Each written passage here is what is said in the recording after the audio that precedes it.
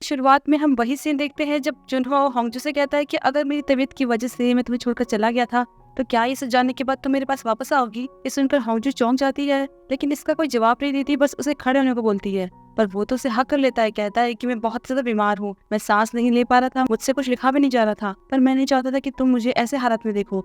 तुम्हें नहीं पता कि मुझे उस टाइम कैसा फील हुआ था, मैं एकदम टूट गया था। लेकिन वो फिर भी कुछ रिस्पॉन्स नहीं करती, बस उसे टेबल पर बिठाकर पानी देती है। तो वो उसका हाथ पकड़ लेता है, कहता है कि हम एक दूसरे को बहुत टाइम से जानते हैं, इतने सालों में भी तुम्हारे मन में मेरे लिए फीलिंग्स थी और मेरे लिए भी तुम हमेशा से बहुत स्पेशल रही। भले ही हम अलग हुए थे लेकिन मेरी फीलिंग्स तुम्हारे लिए नहीं बदली। तो उसका हाथ छुड़ाकर कहती है कि मैं तुम्हारे मैनेजर को यहाँ आने को बोल दूंगी, तो तुम्हें रेस्ट करना चाहिए, और फिर जाने लगती है। तब वो कहता है कि तुम ऐसे कैसे कर सकती हो, तुम मुझे इस हालत में छोड़कर कैसे जा सकती हो। वो कहती है कि सच कहूँ तो मैं तुम्हारे जाने की वजह जानना चाहती थी।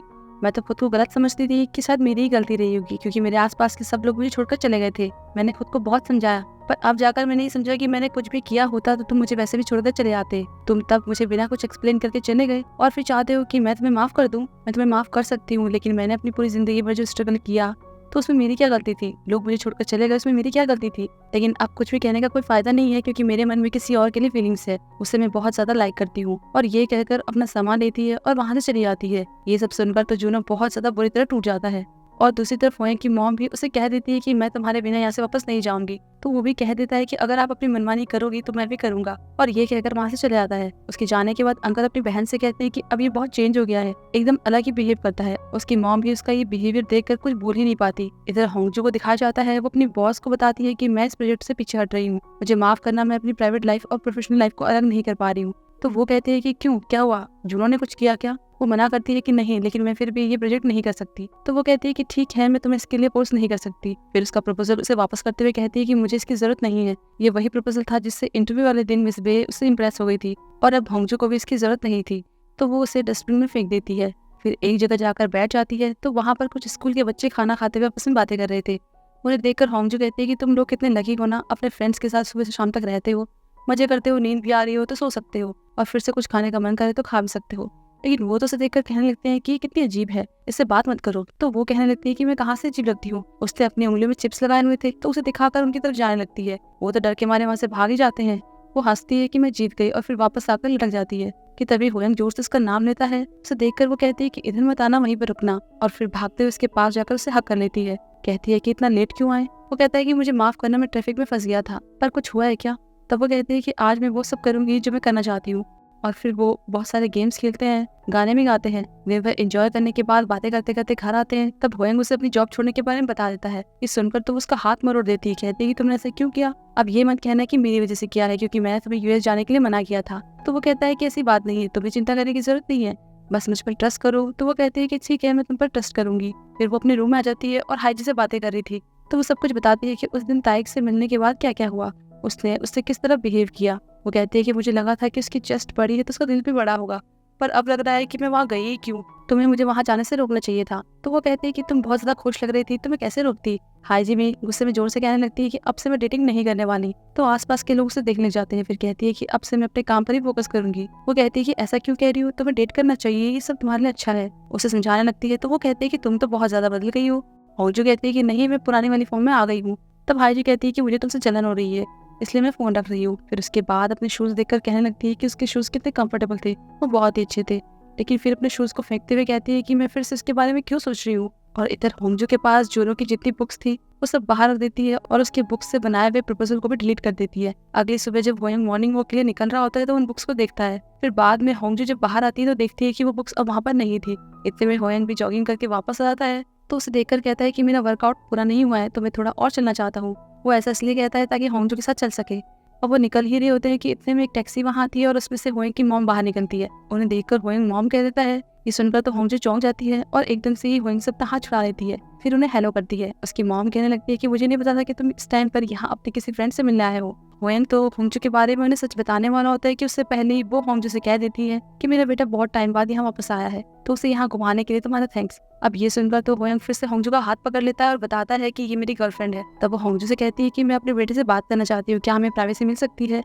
होयंग तो मना करने वाला होता है, लेकिन होंगजू उन्हें नेक्स्ट टाइम मिलने का कहकर वहाँ से चली जाती है। तब होयंग और उसकी मॉम घर के अंदर आते हैं। वो घर को देखकर काफी ज्यादा सरप्राइज होती है कि यहाँ तो काफी कुछ बदल गया है। ऐसे में होयंग भी अंकल को मैसेज करके जल्दी बुला लेते हैं। उसकी मॉम कहती है कि तुम उस लड़की से दोबारा मिले। वो सरप्राइज होता है, कहता है कि आप उसे जानती हो। तो वो कहती है कि मुझे तुमसे जुड़ी हर चीज के बारे में पता है, लेकिन क्या तुम इन सब से खुद के लिए प्रॉब्लम क्रिएट करना चाहते हो? तो वो कहता है कि मैंने जो डिसीजन लिया है इसका होंजू से कोई लेना देना नहीं है, ये मेरी प्रॉब्लम है, मेरा खुद का डिसीजन है। इतने में अंकल भी यहाँ पहुंच जाते हैं और अपनी बहन से कहने लगते हैं कि तुम यहाँ पर कैसी हो। वो कहती है कि ये मेरा भी घर है, लेकिन मुझे यहाँ पर अब काफी ज्यादा अलग लग रहा है। मैंने तुम्हें सिर्फ इसे मैनेज करने को बोला था, बदलने को नहीं। वो कहता है कि तुम्हें ये घर तुम्हारे हस्बैंड की वजह से पसंद नहीं था ना, इसलिए मैंने बदल लिया। हस्बैंड का नाम सुनकर तो वो गुस्सा हो जाती है और अंकल से कहती है कि मेरे लिए होटल बुक करने की जरूरत नहीं है, मैं जब तक कोरिया में हूँ तब तक इसी घर में रहूंगी।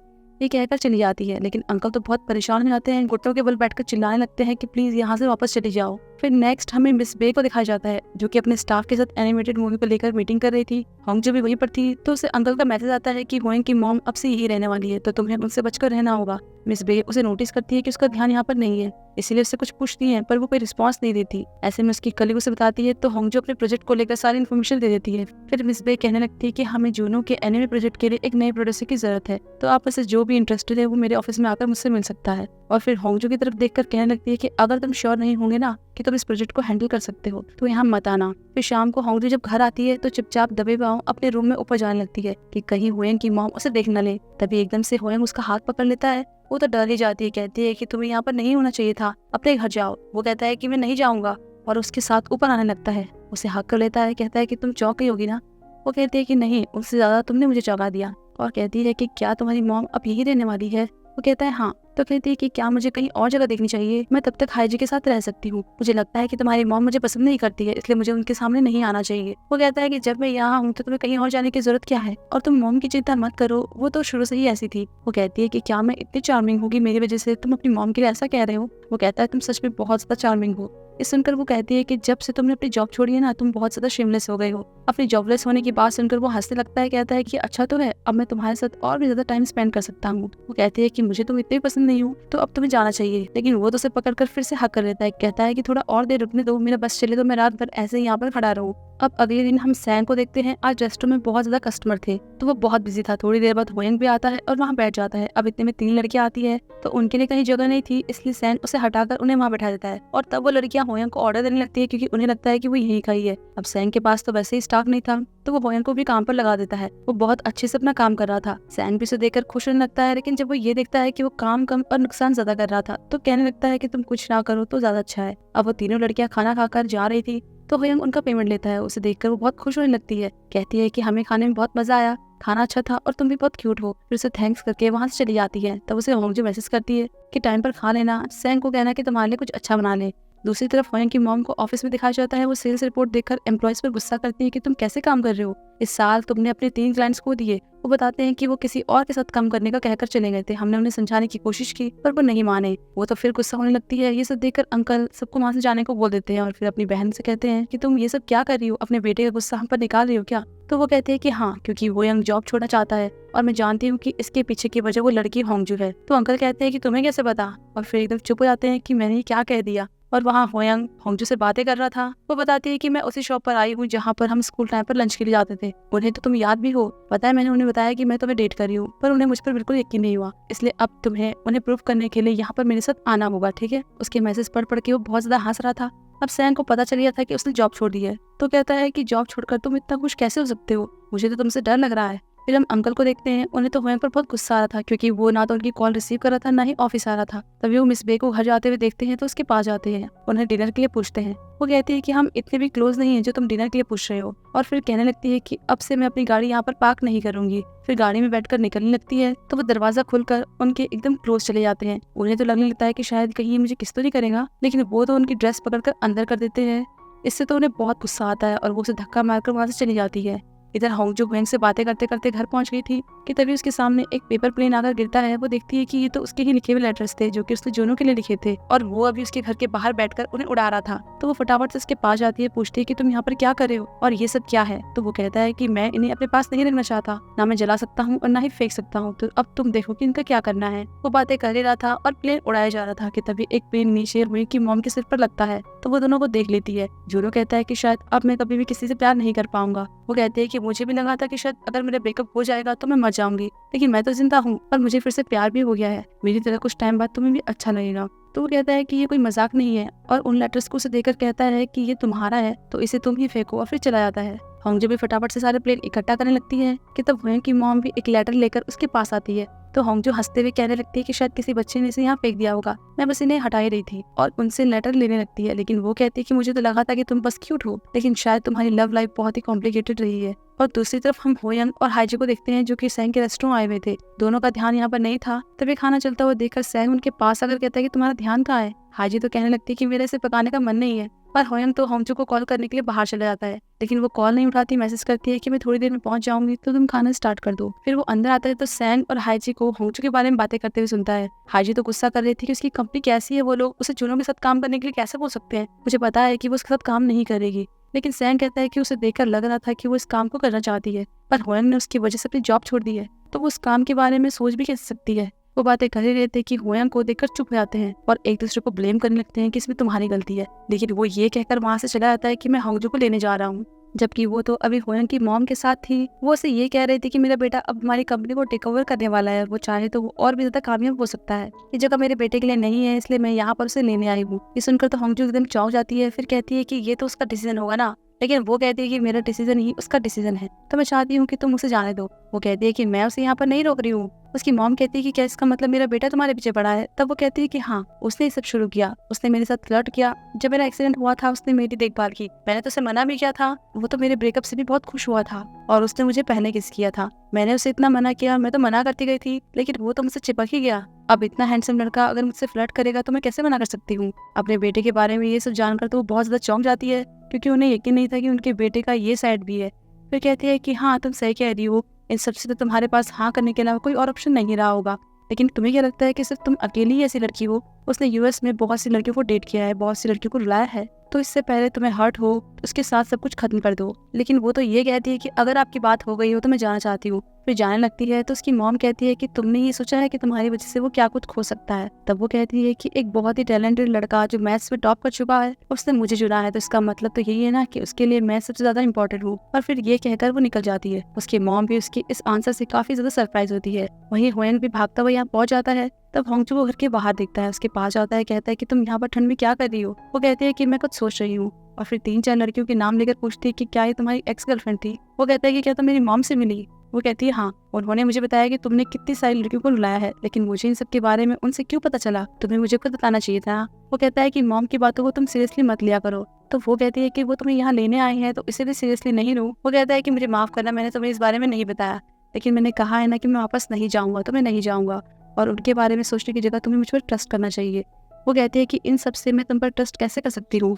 तो वो कहता है कि तुम्हें मुझ पर ट्रस्ट नहीं था ना, इसलिए तुमने मुझे जुनों के बारे में नहीं बताया। वो कहती है तुम उसकी बात क्यों कर रहे हो, उसके बारे में चिंता करने की जरूरत नहीं है। वो कहता है कि मैं चिंता क्यों ना करूँ, मैंने तुम्हें उसके लिए रोते हुए देखा है, मैंने देखा है कि तुमने उसके लिए क्या क्या किया था, तो मैं चिंता क्यों नहीं करूँ। वो कहती है कि मैं उसके साथ सब कुछ खत्म कर चुकी हूँ, लेकिन शायद तुम्हें मुझ पर ट्रस्ट नहीं है, तुम भी वैसे ही हो, तुम भी हमेशा छोड़कर चले जाते हो। और फिर गुस्सा होकर वहाँ से चली जाती है। नेक्स्ट मॉर्निंग होयंग सोकर उठता है। उसने रात में काफी ड्रिंक कर ली थी, तो उसका हैंगओवर भी अभी तक उतरा नहीं था। फिर वो पानी पीने जाता है और वापस सोने के लिए आने लगता है। उसकी मॉम भी ये सब देख रही थी, तो उनसे कहता है कि आप अभी तक ऑफिस नहीं गई, और फिर वापस आकर सो जाता है कि मेरी नींद पूरी नहीं हुई, मुझे और सोना है। और वहीं हम होंगजो को देखते हैं, वो हाईजी से मिलने के लिए स्कूल के बाहर खड़ी हुई थी। तभी वो 2 बच्चों को स्कूल से भागते हुए देखती है, तो उसे वो दिन याद आता है जब वो भी इस तरह भागकर जुनों से मिलने गई थी, और तब होयंग उसके साथ ही था, और तब वो होयंग के सामने जुनों के लिए कितना रोई थी। और वो बात भी याद करती है जब उसने कहा था कि तुम उस दिन वो कैसे बोल सकती हो, वो जुनों की नहीं हमारी यादें थी। तो उसे एहसास होता है कि जब उसने इतना कुछ देखा है तो उसे मेरी फिक्र तो होगी ही ना। इतने में हाईजी भी बाहर आती है, तो उससे कहने लगती है कि अब मैं क्या करूँ।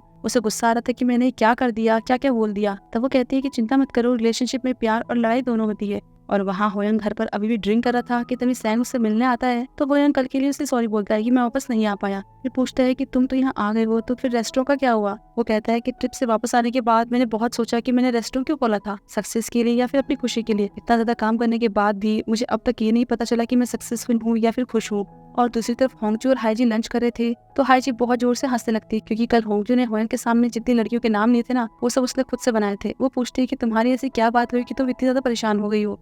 वो कहती है कि मैंने उससे कहा कि तुम भी जुनहो की तरह मुझे छोड़कर चले जाओगे। हाईजी कहती है कि तुम पागल हो गई क्या, तुमने उसे ऐसा क्यों कहा। वो कहने लगती है कि उसकी मॉम आई थी और उन्होंने मुझसे कहा कि वो उसे अपने साथ लेकर जाएंगी। उसे तो मेरे जुनहो के साथ वापस काम करने के बारे में पता चल गया है, तो मैं क्या करती। वो कहती है कि उसने कहा है ना कि वो नहीं जाएगा, तो प्रॉब्लम क्या है, और तुम्हें इस बारे में मुझे भी तो बताना चाहिए था। वो थोड़ा नाराज होती है कि मुझे पता है कि तुम सब कुछ खुद से हैंडल कर सकती हो। और इधर सैंग से समझा रहा था कि तुम्हें उसके सामने ऐसा दिखाना चाहिए था ना कि तुम्हारी लाइफ में उसके अलावा कभी कोई लड़की नहीं थी। तो वो कहता है कि ये सच है, मेरी लाइफ में सिर्फ वही है। फिर बातों बातों में सैंग उसे अपने फोन में कुछ दिखाने लगता है और ये भी कहता है कि तुम मुझसे प्रॉमिस करो कि उसे और हाईजी को इस बारे में नहीं बताओगे, नहीं तो मैं गया। तो वो उसे अपनी होंगजू और हाईजी की कुछ पुरानी फोटोज दिखाता है। फिर बताता है कि एक दिन होंगजू ने नशे में मुझसे कहा था कि उसे बचपन से ही एक ही तरह के नाइटमेयर आते हैं, वो अलग अलग लोगों का पीछा करती है। उन्होंने उसे वेट करने को कहा लेकिन वो कभी वापस नहीं आए। होयांग को याद आता है कि वो पहले भी उस दिन बिना कुछ बोले तो छोड़कर चला गया था। शायद तभी होंगजू ने कल ये कहा था कि वो भी सबकी तरह चला जाता है। सैंग ये भी कहता है कि उसने कहा था कि वो उन लोगों को गुड बाय करना चाहती थी ताकि उसे वेट ना करना पड़े। ये सुनकर तो होयांग को ये भी याद आता है कि तभी होंगजू हमेशा से उसे गुड बाय करती थी कि कहीं मैं फिर से उसे छोड़कर चला गया तो उसे बाद में अफसोस ना हो। अगले दिन ताई को दिखाया जाता है जो कि स्कूल में बच्चों को फुटबॉल खिला रहा था कि तभी हाईजी भी अपने ख्यालों में खोई हुई ग्राउंड की तरफ आती है। ऐसे में एक लड़का बॉल को बहुत तेजी से मारता है तो वो हाईजी की तरफ जाने लगती है और ये देखकर ताई सुपरमैन की तरफ भागकर उसके सामने खड़ा हो जाता है और बॉल जाकर उसके मुंह पर लगती है। उसके नाक से खून निकलने लगता है और वो वहीं पर गिरकर बेहोश हो जाता है। फिर जब उसे स्कूल हॉस्पिटल में होश आता है तो हाईजी को आता हुआ देखकर वो फिर से सोने का नाटक करता है, लेकिन वो उसे देख लेती है, कहती है कि मुझे पता है कि तुम अभी तक सोए नहीं हो। वो फटाफट से बैठ जाता है और कहता है कि मैं बिल्कुल ठीक हूँ। तो हाईजी उसका फेस चेक करने लगती है पर वो उसका हाथ ही पकड़ लेता है। हाईजी कहती है कि क्या तुम अभी भी यही कहोगे कि तुम मुझे लाइक नहीं करते हो। तो वो कहता है कि ऐसा नहीं है, शुरू से ही मैं सिर्फ तुम्हें पसंद करता था। और फिर से आई लव यू कहने वाला होता है कि उसकी हिचकी स्टार्ट हो जाती है। वो बार बार ट्राई करता है लेकिन उसकी हिचकी बोलने नहीं दे रही थी, तो वो एकदम से जोर से बोल देता है और फिर से किस भी कर लेता है। फिर हमें होयंग की मॉम को दिखाया जाता है, वो घर आती है। अब उन्हें होयंग तो कहीं दिखता नहीं लेकिन सैंग दिखता है। वो खुद नशे में था और उनके पास आता है, उन्हें हेलो करता है, बताता है कि मैं होयंग का बेस्ट फ्रेंड हूँ, हम हाई स्कूल में साथ पढ़ते थे। तब वो होयंग के बारे में पूछती है कि वो कहाँ है, तो वो कहता है कि अभी तक तो वो यहीं पर था, पता नहीं कहाँ चला गया। लेकिन वो समझ जाती है कि वो ऊपर ही गया होगा, तो पहुंच जाती है ऊपर ही और देखती है कि वो सही में अभी बाहर ही बैठा हुआ था। कहते है कि तुम यहाँ पर क्या कर रहे हो। वो कहता है कि जो यहाँ रहती है ना, मैंने उसे रुलाया है, पर वो तो उसे नीचे चलने को बोलती है। तो वो ये पूछता है कि क्या यहाँ से जाने के बाद आपको कभी रिग्रेट हुआ, क्या आपने इस जगह को मिस नहीं किया। वो मना करती है। तो वो कहता है कि आपको पता है, काम से थक जाने के बाद मेरे मन में आता था कि मेरे पास मेरी ज्यादा यादें नहीं है, लेकिन उन थोड़ी यादों को याद करके मुझे बहुत ही अच्छा फील होता था। पर मुझे इसका रीजन नहीं पता था, लेकिन अब यहाँ वापस आने के बाद मुझे रियलाइज हुआ कि मैंने वहाँ पर क्या मिस किया। मैंने होंगजू को मिस किया बहुत ज्यादा। फिर अपनी मॉम को अंदर आने का कहकर वहाँ से चला जाता है। अगले दिन होंगजू को दिखाया जाता है, वो काम तो कर रही थी पर उसका ध्यान तो घड़ी पर था, कब जाने का टाइम हो। फिर जैसे 6 बजते हैं वो यहाँ से फटाफट निकलकर होयंग से मिलने के लिए जाने लगती है कि रास्ते में एक स्कूटी से टकराने वाली होती है कि तभी होयंग उसे बचा लेता है। कहता है कि तुम ठीक तो हो ना, लेकिन इतनी जल्दी में कहाँ जा रही थी, मैं तो तुम्हारे पास ही आ रहा था। तो वो उसे देखकर एकदम ही इमोशनल हो जाती है। यहाँ हम पास्ट का सीन देखते हैं कि जब हाईजी और होंगजू उसी लेडी की शॉप में खाना खा रहे थे, तब हाईजी उसे अपने साथ वेकेशन पर चलने के लिए कह रही थी, लेकिन वो मना करती है कि मुझे एक जॉब मिली है तो मैं नहीं आ सकती। इतने में सैंग भी उनके पास आता है, लेकिन उन दोनों में से किसी ने उसे नहीं बुलाया था, तो वो चौंक जाते हैं। वो कहता है कि ये इंपॉर्टेंट नहीं है, इंपॉर्टेंट ये है कि हम तीनों का टेस्ट एक जैसा ही है। फिर कहता है कि अगर होयंग यहाँ होता ना तो अच्छा होता। तो हाईजी कहती है कि उसके जाने से मैं बहुत अपसेट हूँ। वो कहने लगता है कि तुम्हें क्या लगता है कि तुम मुझसे ज्यादा अपसेट हो। तभी वो देखते हैं कि होंगजू खाना खाते खाते रोने लगती है। उन्हें समझ नहीं आता कि इसे क्या हुआ। पूछते भी हैं लेकिन उसे तो खुद ही नहीं पता था। अपने दिल पर हाथ रखकर कहती है कि पता नहीं, अचानक मुझे यहाँ पर बहुत ज्यादा पेन हो रहा है। उस टाइम तक उसे नहीं पता था कि इमोशंस क्या होते हैं, लेकिन होया के जाने के बाद ही उसे इसका एहसास हुआ था कि वो उसके लिए मायने रखता है। और यहाँ पर ये एपिसोड खत्म होता है। तो फिर हम जल्दी मिलते हैं अगले और आखिरी एपिसोड में।